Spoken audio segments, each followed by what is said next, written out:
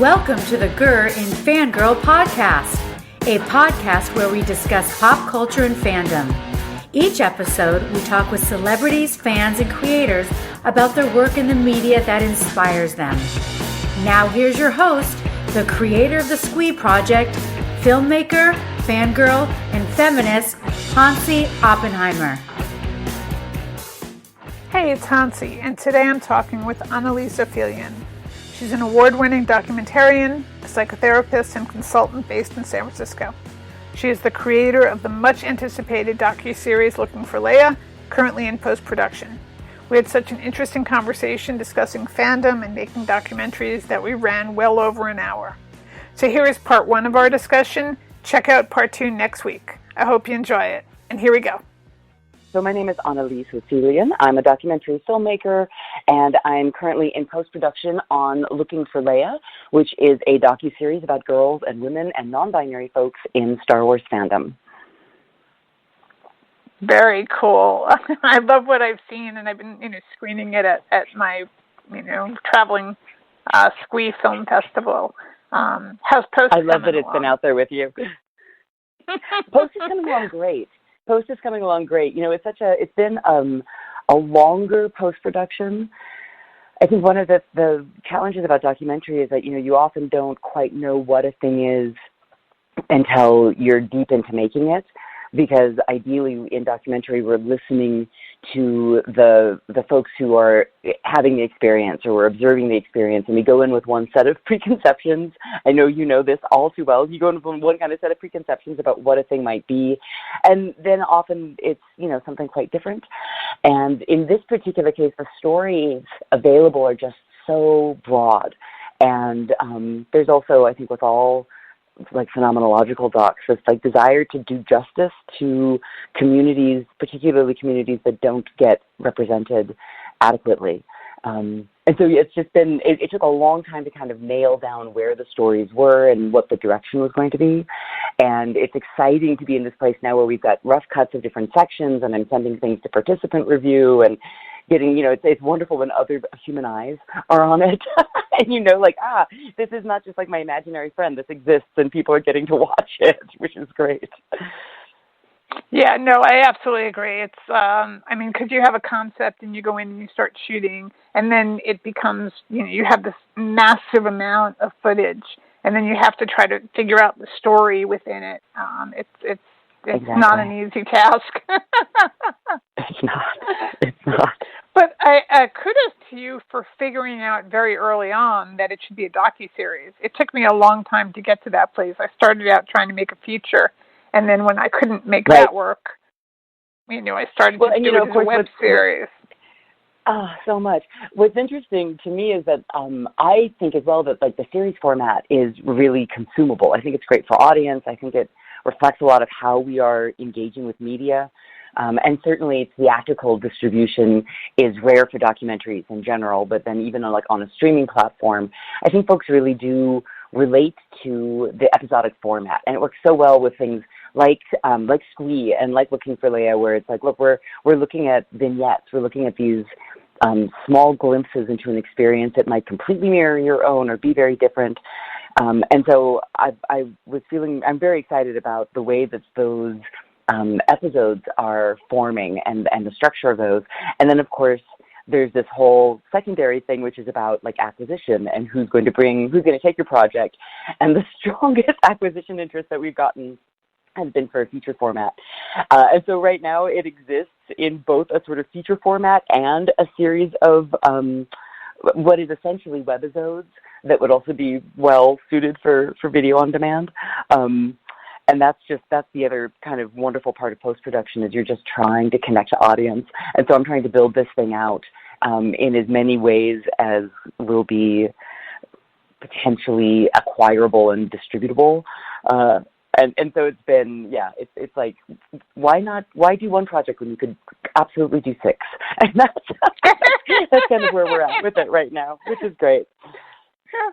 Well, I understand that because it's you love the topic so much, and there's so many ways to explore it, and you get to meet all these amazing people and talk to them. It's amazing, right? I mean, I'm sure you had this experience on Squee also, where, like, talking with women and with non-binary folks in geekdom is the bomb. Like, I love this group of folks. And, of course, I am this group of folks. And I don't think that I'd had any degree of contact with other fangirls, with other, certainly, like, queer geeks before I started working on Looking for Leia. Like, I was very much of that, like, I am an island. I am, on my own with my comics, and my brother and I are very close, and so we would go to, like, conventions together.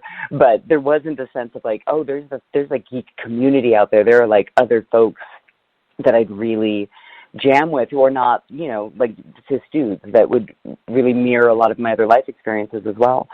And yeah, so it's amazing, and I do have, like, a deep like, emotional love affair with all of geekdom and, like, all the folks that I've gotten to talk with for this project. It's pretty amazing. Yeah, and finding out, like, the history of, women and non-binary people in fandom and all the work that has gone on before us, like talking to Maggie, about early days of fanzines, and showing, like, the progress of, like, how they developed and, what they became. And it's amazing. I mean, the things they did to make these things work, in a time when, women couldn't drive or couldn't write their own checks. I mean, it's, right. They're heroes. Right. Yeah. Well, and it's very soothing for me to see, and, of course, we shouldn't be surprised because women started the genre, right? Like, if we look at sci-fi and fantasy, if we look at science fiction, certainly, this is as a genre, something that women and girls have always had a handle on and had a shaping hand in. And I'm thinking about, like, Mary Shelley. I'm thinking about the ways that this is not a sort of invention that came up separate from us. So, of course, we'd be baked into that history. Of course, we'd be baked into that, like, lineage, but we never see that. And when I first started Looking for Leia, it was right after The Force Awakens came out. And so, we had Rey as a protagonist. And every media question I got was, why are women now into Star Wars? And what's changed that has welcomed women into this? And so I just felt like every interview started with me trying to correct the premise of the question, which, of course, then happened again after The Last Jedi came out. And suddenly every media inquiry was, why are Star Wars fans so toxic? And I was like, all right, let's go back to correcting the premise of your question, and then we can have a conversation. It's true. I'm doing all these interviews about horror. And, I still get, like, women like horror? Oh, my gosh. It's so true. And I think with all genre, right? I think if you do this with Westerns, you could do this with, like, sort of martial arts and action adventure films, where it's like, yeah, no, of course we do. Like, it's, but horror in particular. And, horror is fascinating to me because it's also one of the few places where women actually get something resembling screen parody. And of course it's for problematic reasons, right? It's because women are often, if not like a kind of final girl, we're often a trope in terms of, the girl in the woods, in the cabin in the woods, or the target object of the serial killer or what have you. The victim. All of that. But also, I think if your audience, you're like, well, I see myself more here, like this is a space. And science fiction, interestingly, has that as well, usually with a Smurfette, but there's things to kind of tap into in a way that I feel like we've had to wait a long time for other, like the Bond franchise wasn't going to do that for me unless I was interested in being like a vixen. Like that's the only available women's roles in those stories are the ingenue or the Bond girl or the villain. That might be why I've never been able to sort of get into the Bond series. I just don't feel it at all. Just, yeah. Yeah, I mean, like, I can kind of project myself into James Bond. So I think, like, those places, if there's a decent enough male protagonist, that's always where I'm going to go. And I'm generally projecting myself into male protagonists. Like, I don't actually frequently connect with the women in a lot of the particularly genre stories that I love, just because they tend to be underdrawn or they don't stand in the footprint that's, like, recognizable to me. Yeah, I started cosplaying recently, and, it took a while to sort of figure out how I would cosplay, because you need to find a way to do it as you, I couldn't. Right. Some people are very screen accurate, but that wasn't working for me. And I just started at a recent HorrorCon a couple months ago, and I did a femme Snake Plissken and a femme Joe Bob. I saw the pictures of it. They're so good. And I just like, and also, I I love Snake Plissken. That's exactly who you're going to cosplay as. Like, that's fabulous. Oh my God, yeah, Snake is awesome. Somebody called me a lady pirate, and I was like, fuck you, call me Snake. Oh, God. Right? Well, and even I've had to, correct myself. I know early on in filming, there was a woman who was doing this, brilliant mall cosplay that I saw a photograph of. And I mentioned to the person who showed me the photo, ooh, that lady mall is really great. Could I get a picture of you and her together? And she's like, yeah, but she hates being called a lady mall. And I was like, of course she does. That's just so, it's so the default kind of culture is that we would, smack lady in front of it, and rather than just be like, oh, no, that's this badass mall cosplayer. I mean, not that I have not also seen awesome lady malls who are clearly investing femme gender aesthetics into their mall cosplay. But then also, mall is available to you. Snake Plissken is available too. You get to do those things without the without the extra adjectives describing who you are. I don't have to put stubble on my face or, because some people do that and that's cool, if that's what they want to do, but that doesn't work for me. So I discovered as long as I didn't have to wear a wig or high heels, as long as I could wear Docs or cowboy boots, I'm cool. I think that's the secret to all cosplay comfort, though, really. If you can keep out of a wig and heels, then you're halfway there. And then you're sort of cosplaying as yourself as that character, which I think, works better for me, just in terms of, the way I portray it. I'm doing a punk Mad Sweeney and a punk Tick at San Diego. Oh, that's exciting. I hope I get the chance to see both of those. Yeah. So what are you doing at San Diego? Are there any, panels or things people can come and see? I have a gloriously empty dance card at Comic-Con this year, which I'm kind of stoked about, honestly. Particularly after filming at conventions. I am filming, technically, where, you know this. You do B-roll up until you've actually delivered. I'll be doing B-roll then as I'm trying to bring a reel to whomever's going to be showing it. But one of my droid builders is going to be there with her rolling BB-8, and when I was in production, my droid builders were all at different stages of their builds, but they were not finished. And so happily, one of the nice things about being in production and post for 2 years is it gives people time to finish a droid. So I've got a little bit of droid filming to do. I'm actually going with my brother, who again is my first Star Wars friend and my kind of lifelong geek friend, and he's never been before, so that's going to be super fun. And he's also a film editor, and he's editing on Looking for Leia, so I know it's also great for us to get together. We do most of our work remotely, and so we'll get to, just hang out and bask in the geek. And honestly, my favorite thing about Comic-Con is just the milieu of it all, just being there and having kind of light expectations. So whatever I manage to get into, I'm going to get into. I never really go for the Holly panels because that just seems like madness.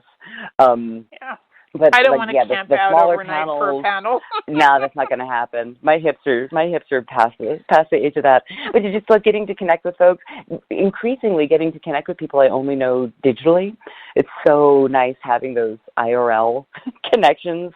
And so I know there's a bunch of Star Wars Twitter TM folks who will be there, and I'm hoping to get to connect with as many folks as I can just to say hey. And, I am in perpetual, I would love to have some more news about our release date, and that is, it's a long limbo. There's lots and lots of conversations happening, none of which I can report on yet. So I think every time a big con comes around, I'm like, oh, I'm going to have the ability to announce something by this date. And it's oh, we're not. we'll just keep going. Just going to keep going. Yeah, I relate. I thought it was... I was really happy to see you actually figure out the shoot to edit ratio, because I have never actually calculated that, but I think you're dead on with 150-1. I think that's definitely... Yeah. That's about it, right? It's just, and you look at it and you're like, everything right now is kind of, it's almost maxing out a 25 terabyte hard drive. And it's 4K footage, right? So they're big files, but still, I think I've never done a project with this large number of people, which is just what happens. Like, so much of it almost becomes like research interviews. But moving forward, and the next project I'm working on is a bit of a longitudinal documentary with a single subject. So God bless that setup.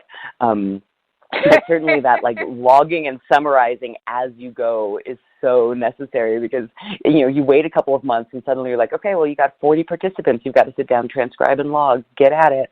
Because, you know, next month it's going to be 50, and the month after that it's going to be 60. And then just kind of keep building. Your workflow becomes really critical to have in line. How about you, though? Are you paneling? Are you doing anything at Comic-Con? Or are you there also I'm getting just to going just enjoy the show? Industry, so this is my first time at SDCC. I've never gone. So I'm the nice. only thing I know I'm working the Wayward Cocktails event, helping out Heidi Tandy and Lindsay Burness. So, you know, it's a supernatural themed event. So, and sometimes the performers come, and, you know, lots of fandoms and themed cocktails, and so that should be really fun. And otherwise, I think I'm just wandering around and maybe, you know, shooting some interviews and cosplaying and hanging out in bars, talking to people. Right. But again, like you said, I'm keeping very low expectations, you know. If I get to something, awesome. If I don't, it's not a big deal, you know. That's it. It's a great energy, and it's so huge. But I find really wonderfully put together and run, actually. So, yes, it must be amazing, because they still don't have the schedule out. And I'm just thinking, like, all the moving parts they have for that, with all the celebrities and their crazy schedules, and trying to organize that must be insane. Yeah. I mean, that's most years, right? And I think that's a part of why you just kind of like, you let go and let Comic-Con, where it's just like, all right, then, what are we going to get to? I made that on I will say that the off-sites and the installations and the activations that happen outside of the convention center are often some of the coolest things that you see there. And I know Amazon is going to have a huge activation this year, because they've got a bunch of new shows that are lining up. But those are just like, you know, Sci-Fi Nerdist, Amazon, I'm imagining Netflix, like they will all have a presence, and they will kind of basically set up tiny cities devoted to their channel, or, you know, to their media. And those are always, I love those things. Those are always great. New York Comic-Con used to always have a really great Ash vs. Evil Dead presence. So they'd have like the cabin, or at one point they had like the school lockers dripping blood. Right? And then, so good. And then Good Omens had an amazing exhibit last year, where you get in an elevator to go to purgatory, or, you know, if you're in purgatory, to go to hell or heaven. And they had this really chatty, British, funny elevator operator, and I ended up in heaven. I have no idea how that works. Just wants to build on those. Yeah, those are so great. Yeah, they're like you know, going to a theme park, but for fandom. Exactly. Which is really and that describes Comic-Con. I think that's a good description. So I'm sort of on hold on Squee at the moment. I'm just finishing up the Joe Lansdale documentary, which is a longer form piece. We're somewhere between 40 and 60 minutes. But we're on tight deadline because we're screening, of course, because I just was like, oh, yeah, I can do this. We're premiering it at the Alamo Draft House in Austin on August 18th. So my editor writes to me every day, basically, like, with, you know, a panic, like, oh, this is happening today, and I need to... You are sounding very, very calm for it. But this is, I mean, honestly, like, I need an air date or a premiere date where things just don't get done. Like, it's that sense of, like, urgency of, like, no, you're going to have it all together. Because, of course, it's a huge number of moving parts. And it's not just you, right? It's all of your post-production artists and everybody all together. I'm very excited about the Joe Lansdale doc, though. That is exciting and great. And the Alamo is such a good premiere home for that. So that I definitely have an eye out on that. He's wonderful. I mean, he's so supportive and just, like, you know, really deserves so much more recognition for the incredible amount of work he's done and quality work. I mean, 50 novels and 500 short stories he's written.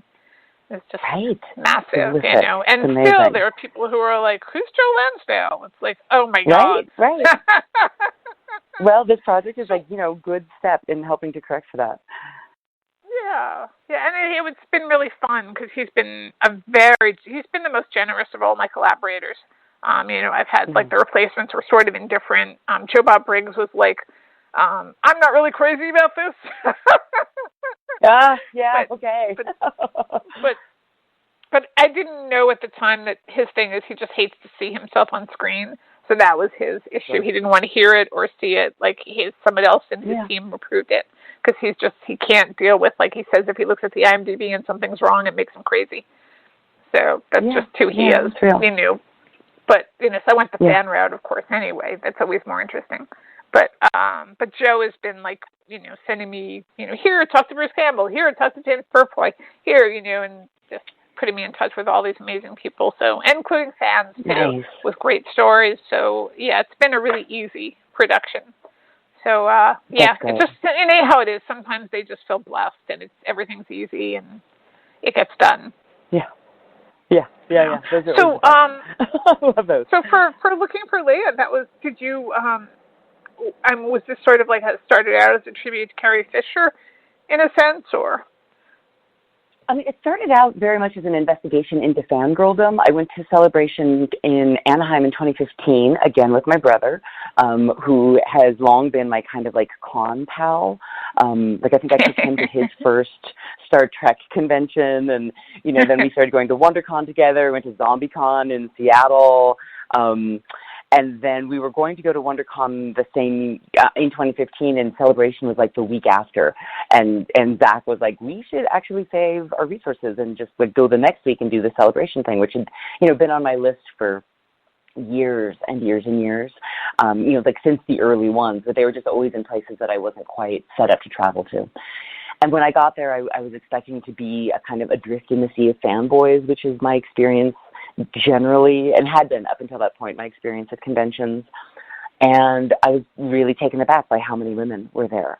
And then I was, taken aback by the fact that I was taken aback that there were so many women there, and that we were having all of these conversations. And they were women having kind of sharing similar stories to things that I had felt and heard, which is like, this person, people look at my boyfriend and think that he's the reason why I'm here, and actually I'm dragging him along with me. He's not really into this, and just all these little ways in which women experienced a sort of invisibility in their geekdom.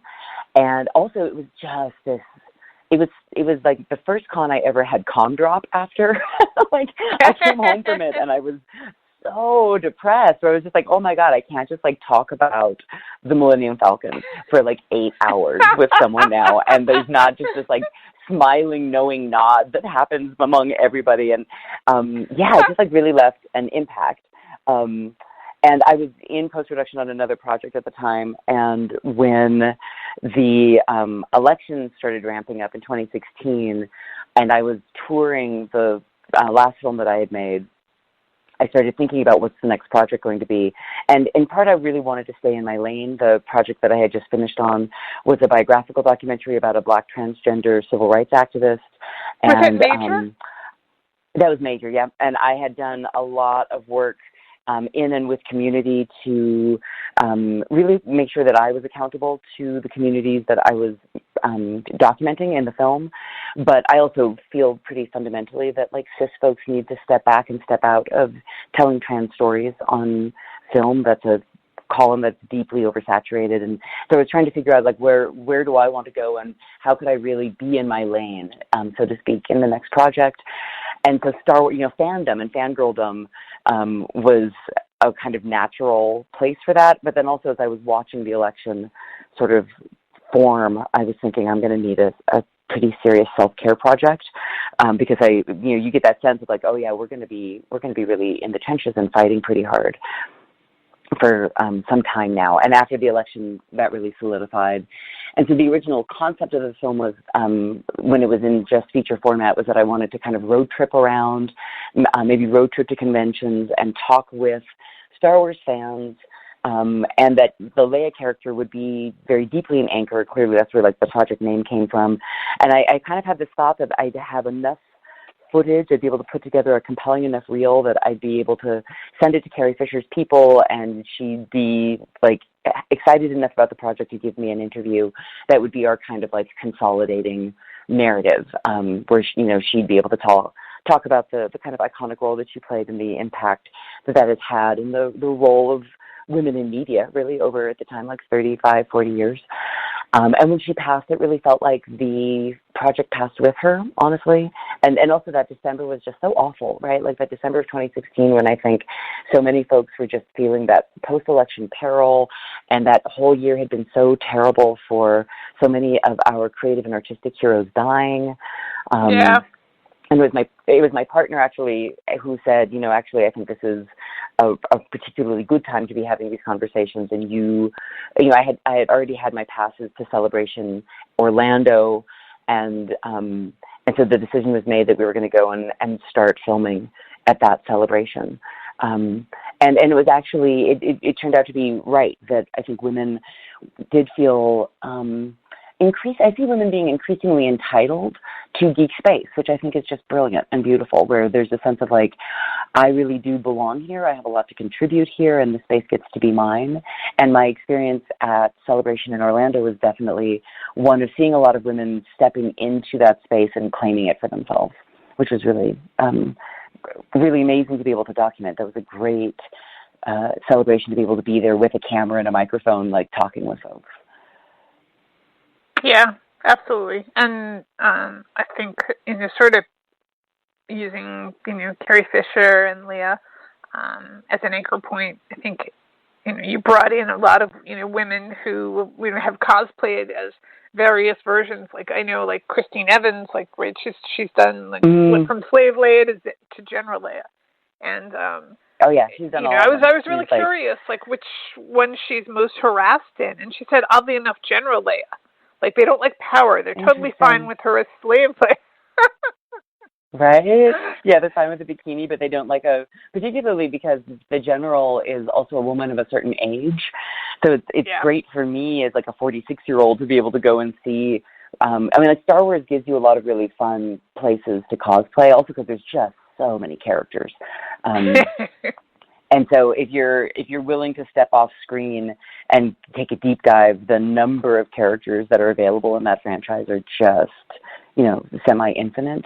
And so there's a lot of creative space, but there's a lot of creative space for different body types and for different ages.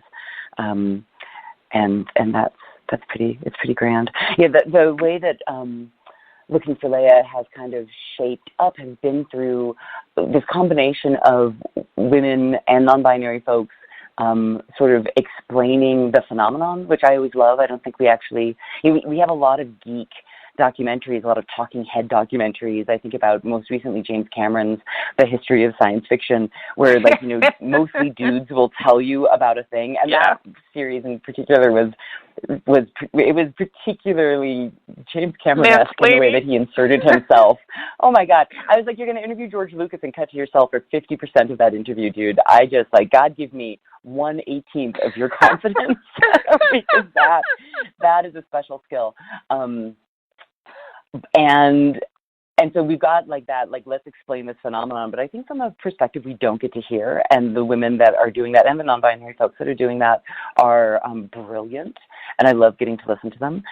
And then we have these vignettes, these stories that are a bit more about a historical moment in time, a phenomenon, a project, and so we get to sort of see a bit of how fandom is utilized. And how Star Wars fan in particular is utilized. So we have a story about the translation of A New Hope into the Navajo language Dene as a language preservation effort, and getting to just see these ways in which we take something like pop culture that might be considered a lesser art form, right? And say, no, actually, this is Shakespeare, this is, hieroglyphs and Kemet. This is going to be around forever. And when we assign a thing to it, that thing then also is going to be around forever.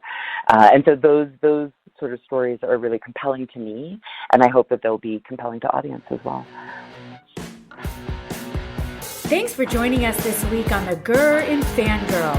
If you enjoyed our show, be sure to visit our website, www.squeeprojects.com, where you can subscribe to the podcast and our YouTube channel for lots more Squee as fuck pop culture content.